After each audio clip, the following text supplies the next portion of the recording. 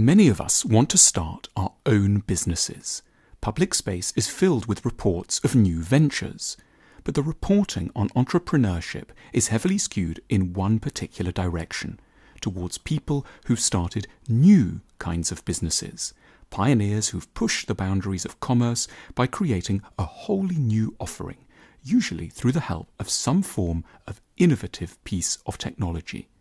The new entrepreneurs might, for example, have invented an app for measuring and controlling the humidity of clothes closets, or they might have come up with a tiny sensor that can detect hunger in domestic animals, or they've built a social platform to connect people planning a trip to Italy. This emphasis on novelty can leave us feeling that the chief and correct way to become an entrepreneur is invariably going to be through radical, technologically based innovation. We may therefore, as we contemplate an entrepreneurial future, ask ourselves, with increasing panic, what entirely unthought of idea we might ourselves come up with to propel us forwards. In our frenzy, the answers we arrive at may start to lean towards the implausible, the trite, or the naive. But there is another path. Most of the economy is made up of businesses doing stuff that people have always been doing, or have been doing for a very long time. Making daily bread or shirts or trousers, teaching languages or giving travellers a bed for the night, raising animals or fixing teeth.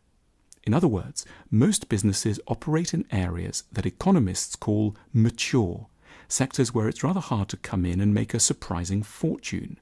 But that doesn't mean these sectors should be ignored. Far from it. There are a plethora of hugely meaningful possibilities hiding for us in plain sight on account of one, perhaps surprising fact about the economy. A majority of businesses don't love what they do.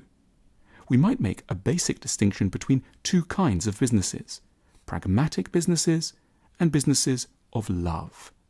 Pragmatic businesses are everywhere. They almost define for us what we think business is in its essence.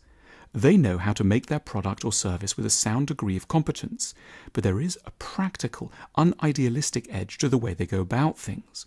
There isn't anything very powerful drawing them to their particular offering. They might easily have been doing something else. They don't care about the long term.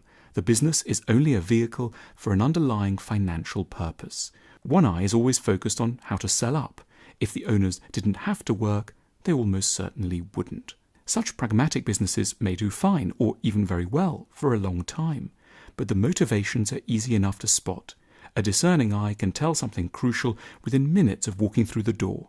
This is not being done with or for love.